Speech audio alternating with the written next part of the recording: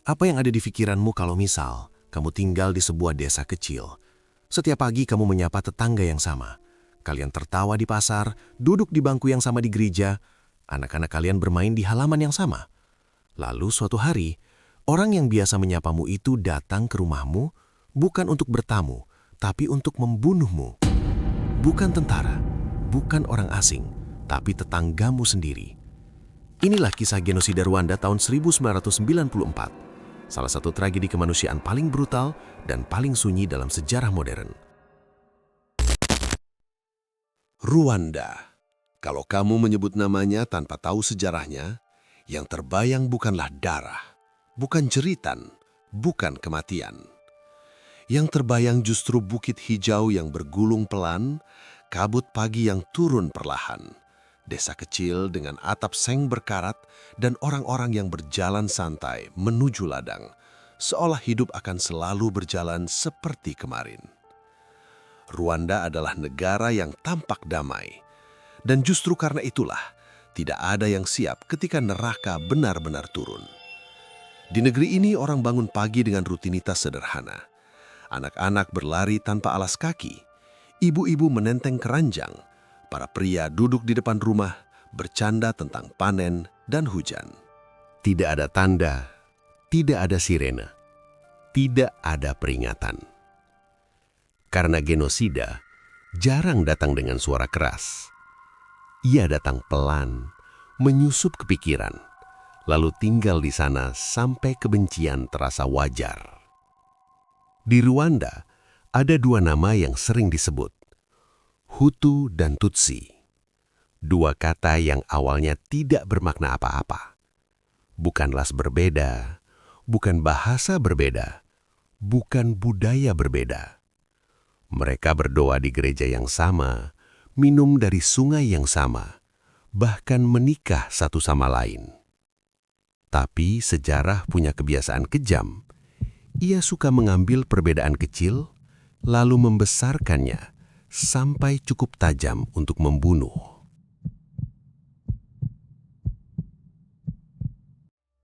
Masalah Rwanda tidak lahir dari tanah Rwanda. Ia lahir dari meja kayu di Eropa, di mana orang-orang asing membagi dunia tanpa pernah menginjakkan kaki di tanah yang mereka robek. Saat Belgia datang, mereka tidak melihat manusia, mereka melihat angka, tenaga kerja, dan kekuasaan.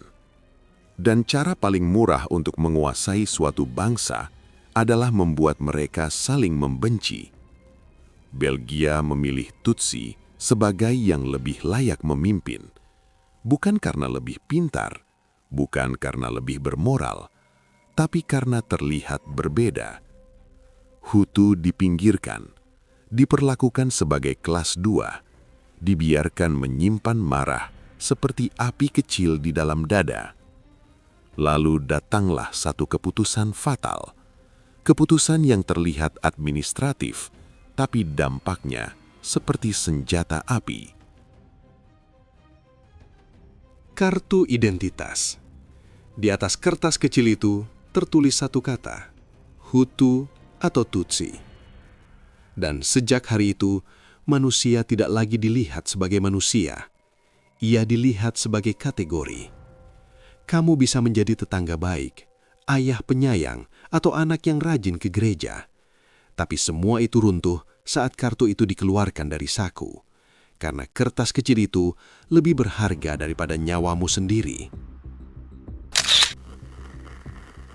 Radio itu tidak berteriak. Ia tidak memaki. Ia tidak terdengar marah. Justru sebaliknya. Suaranya santai, kadang bercanda, kadang tertawa kecil di sela musik yang ceria. Dan mungkin itulah yang membuatnya berbahaya. Radio RTLM masuk ke rumah-rumah tanpa izin, mengalir ke dapur, ke ruang tamu, ke kamar tidur.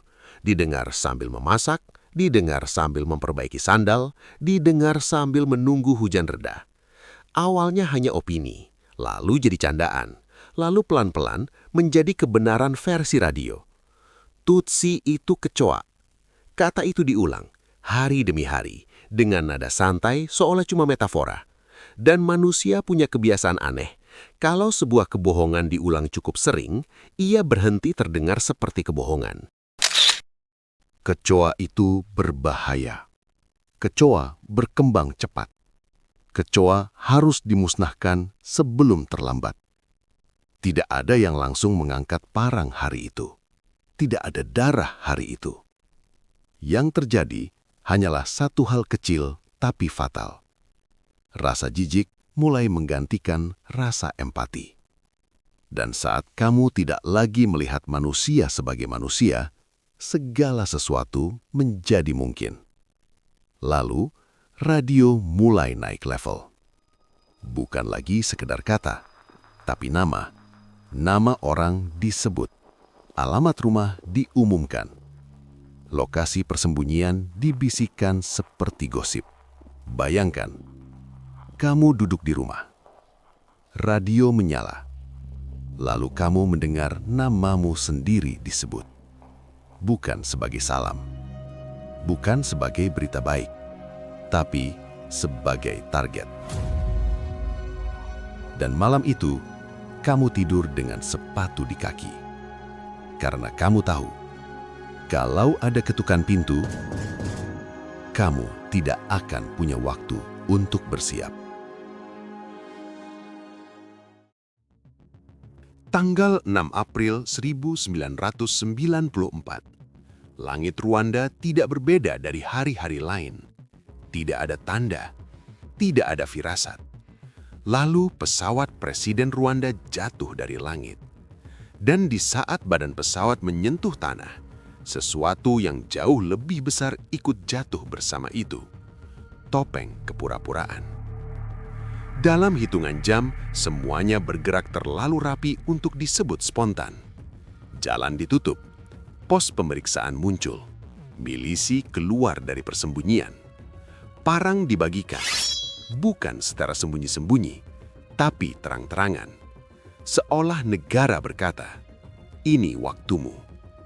Tidak ada panik massal, yang ada justru ketenangan yang aneh, tenang yang menakutkan. Karena orang-orang sudah siap secara mental. Radio sudah bekerja terlalu lama. Kebencian sudah matang, tinggal dipanen. Malam itu, Rwanda berhenti menjadi rumah. Ia berubah menjadi daftar target. Dan pembunuhan pertama selalu yang paling mudah. Parang menjadi simbol genosida Rwanda. Bukan karena tradisi, tapi karena efisiensi. Parang murah, parang mudah digunakan, dan parang memaksa pembunuh untuk melihat mata korbannya.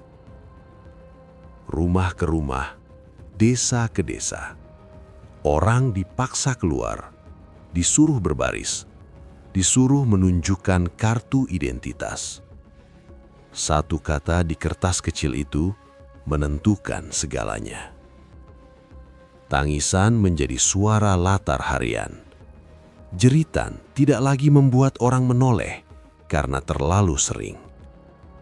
Banyak yang lari ke gereja karena mereka percaya satu hal sederhana. Di rumah Tuhan, kami aman. Tapi pintu gereja dikunci, dan bangunan suci itu berubah jadi rumah jagal. Darah mengalir di lantai altar, doa terhenti di tenggorokan. Dalam 100 hari, sekitar 800.000 manusia mati. Tanpa nama, tanpa upacara, tanpa waktu untuk dipahami. Pagi itu, matahari tetap terbit. Ayam tetap berkokok. Asap dapur tetap mengepul dari rumah-rumah kecil di lereng bukit. Semuanya terlihat normal, terlalu normal untuk sebuah negara yang sedang runtuh. Orang-orang keluar rumah membawa parang, bukan dengan wajah marah, bukan dengan teriakan, tapi dengan ekspresi datar. Seperti mau ke ladang, seperti menjalani rutinitas harian. Dan disitulah letak kengerian yang sebenarnya. Karena di Rwanda tahun 1994, pembunuhan bukan ledakan emosi. Ia adalah kebiasaan yang dipelajari. Mereka tidak membunuh orang asing. Mereka membunuh orang yang mereka kenal.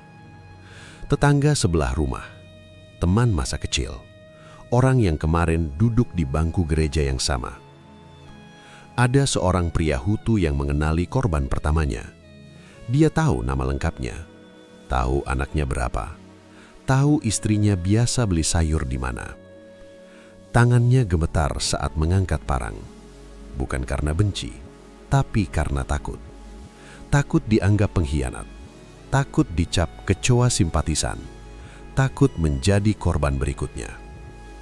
Dan di Rwanda saat itu, takut adalah mata uang paling berharga.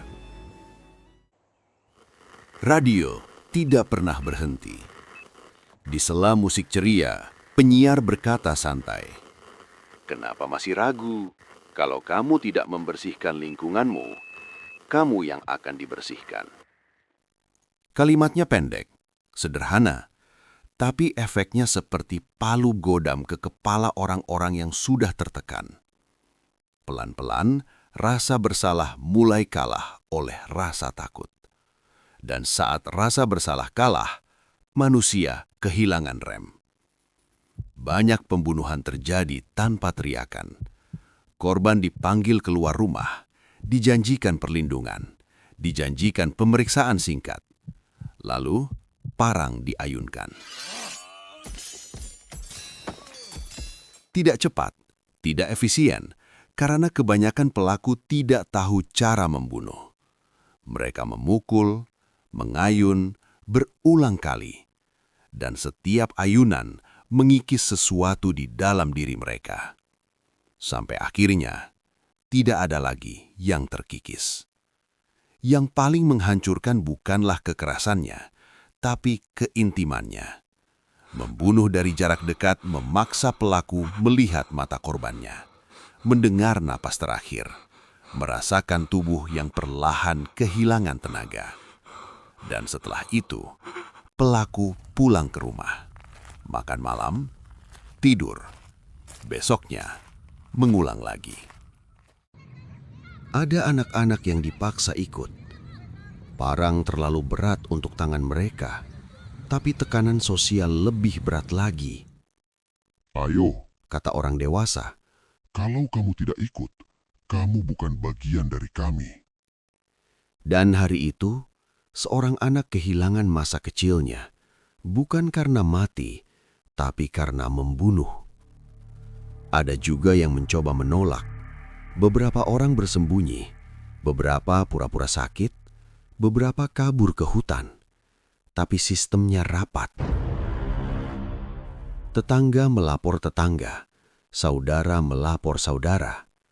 Karena di Rwanda saat itu, kesetiaan tidak diukur dari siapa yang kamu lindungi, tapi dari siapa yang kamu bunuh. Yang paling mengerikan, bukan mereka yang membunuh dengan marah, tapi mereka yang membunuh dengan tenang, yang bisa bercanda setelahnya, yang bisa membersihkan parang seperti membersihkan alat kebun. Karena pada titik itu, kekerasan sudah sepenuhnya dinormalisasi. Bukan lagi kejahatan, bukan lagi dosa, tapi tugas. Beberapa pelaku mengaku bertahun-tahun kemudian. Mereka berkata hal yang sama. "Awalnya tangan saya gemetar. Setelah beberapa hari, saya tidak merasakan apa-apa."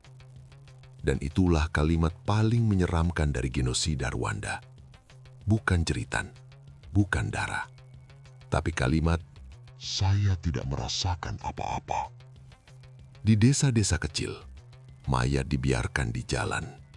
Karena tidak ada waktu, tidak ada tenaga, tidak ada rasa hormat yang tersisa. Anjing liar mulai terbiasa dengan bau darah. Lalat memenuhi udara. Dan manusia berhenti bereaksi. Karena kalau kamu bereaksi terhadap semua kematian, kamu akan gila. Genosida Rwanda mengajarkan satu hal pahit. bahwa manusia tidak berubah menjadi monster dalam semalam. Mereka berubah perlahan, lewat ketakutan kecil, lewat pembenaran kecil, lewat kalimat, semua orang juga melakukannya. Dan ketika semua orang melakukannya, tidak ada lagi yang merasa bersalah. Disinilah genosida benar-benar hidup.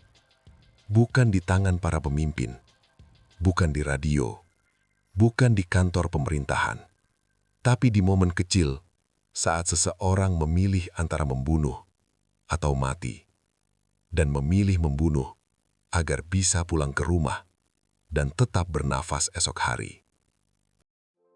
Di Rwanda tahun 1994, orang-orang mati bukan hanya karena perang. Mereka mati karena dunia memilih tidak ikut campur. Dan yang paling menyakitkan dari semua ini adalah satu fakta sederhana. Dunia tahu.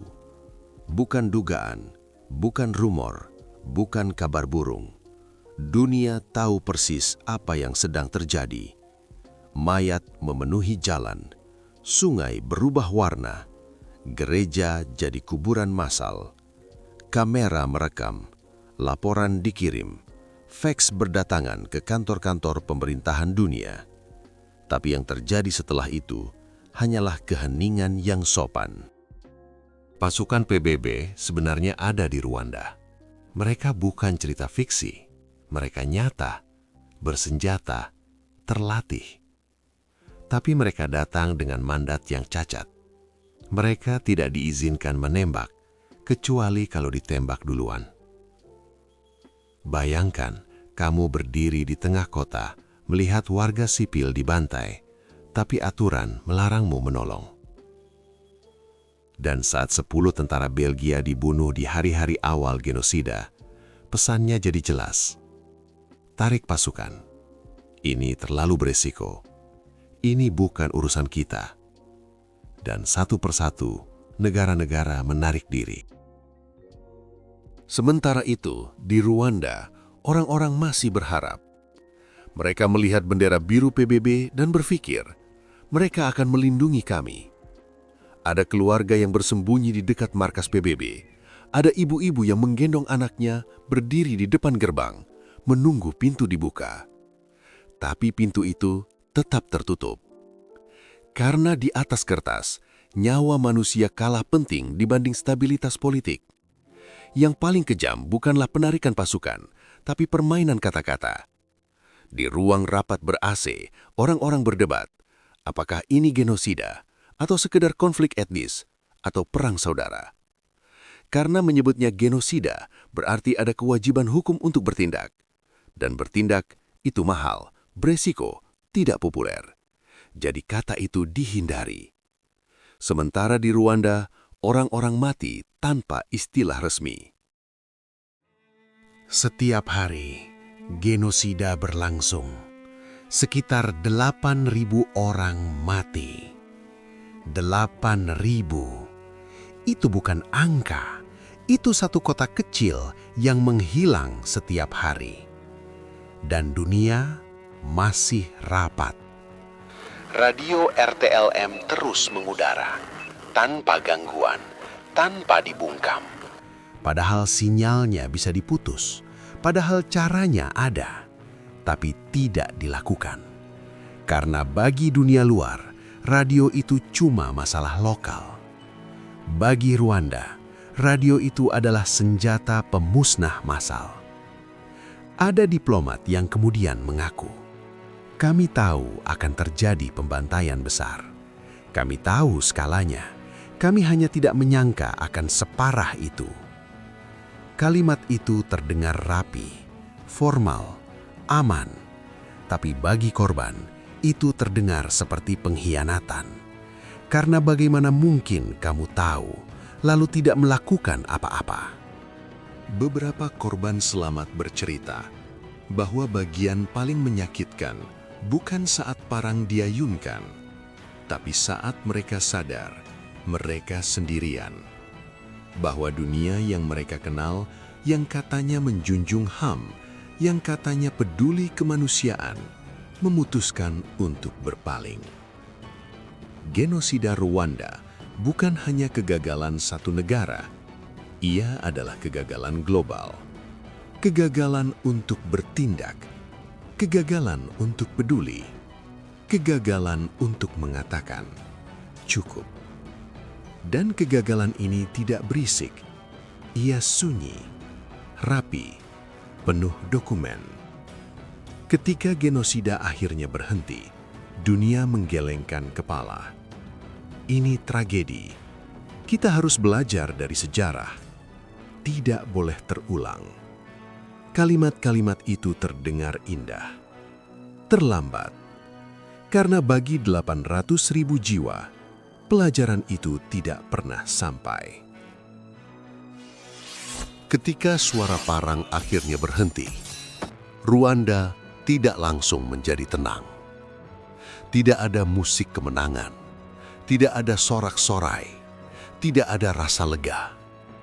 Yang ada adalah keheningan yang terlalu berat untuk ditanggung oleh satu negara kecil. Genosida tidak berakhir dengan damai.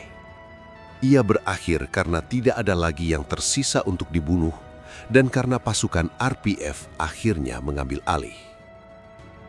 Parang diturunkan, radio berhenti bicara, tapi bau darah tidak langsung hilang. Di jalan-jalan desa, mayat masih tergeletak. Beberapa sudah tidak bisa dikenali sebagai manusia. Sungai-sungai membawa jasad ke hilir. Danau-danau menyimpan rahasia yang tidak pernah diminta untuk disimpan. Kuburan massal digali terburu-buru, tanpa nama, tanpa doa, karena terlalu banyak yang mati dan terlalu sedikit yang tersisa untuk berduka. Inilah bagian paling mengerikan dari Rwanda pasca genosida. Pelaku dan korban tidak dipisahkan oleh tembok penjara besar. Mereka dipisahkan hanya oleh ingatan. Orang yang membunuh ayahmu bisa jadi orang yang kamu temui di pasar esok pagi. Orang yang membantai keluargamu bisa jadi orang yang duduk di bangku gereja yang sama. Dan kamu harus hidup dengan kenyataan itu. Penjara penuh sesak, bukan dengan tentara, tapi dengan petani, pedagang, orang biasa. Negara ini tidak punya cukup sel untuk menampung semua pelaku. Maka Rwanda memilih jalan yang mustahil, menghadapi masa lalu secara terbuka. Pengadilan rakyat, Gacaca, digelar. Di bawah pohon, di tengah desa. Pelaku berdiri, mengaku, menatap korban. Bukan demi keadilan sempurna, tapi demi bertahan hidup sebagai bangsa. Beberapa korban memaafkan, bukan karena lupa, bukan karena luka sembuh, tapi karena hidup dengan kebencian terasa terlalu berat untuk ditanggung sendirian. Dan sebagian lagi tidak pernah bisa memaafkan, karena ada luka yang tidak bisa disembuhkan oleh waktu atau kata-kata. Rwanda hari ini terlihat rapi, bersih, terorganisir. Tapi di bawah aspal dan bangunan baru, ada sejarah yang dikubur, tidak pernah benar-benar mati. Karena genosida bukan sekadar peristiwa, ia adalah gema. Ia muncul di mimpi buruk, di keheningan, di suara parang yang tidak lagi ada, tapi masih terdengar di kepala. Genosida Rwanda mengajarkan satu hal yang seharusnya membuat siapapun merinding, bahwa dunia tidak runtuh karena orang jahat terlalu kuat. Dunia runtuh karena orang baik terlalu banyak yang diam. Bahwa manusia biasa dengan ketakutan biasa dan pembenaran kecil bisa berubah menjadi algojo tanpa merasa dirinya jahat. Dan bahwa genosida tidak selalu dimulai dengan senjata, tapi dengan kata-kata, dengan label, dengan kalimat, mereka bukan seperti kita. Terima kasih sudah bertahan sampai akhir cerita ini. Kalau menurut kamu kisah ini penting untuk didengar lebih banyak orang, jangan simpan sendiri. Klik like sebagai tanda kamu peduli. Share supaya sejarah kelam ini tidak terkubur. Subscribe karena masih banyak kisah nyata dunia yang lebih menyeramkan daripada cerita horor manapun. Karena monster paling mengerikan di dunia bukan makhluk dari kegelapan, tapi manusia saat ia berhenti merasa dan dunia memilih untuk diam.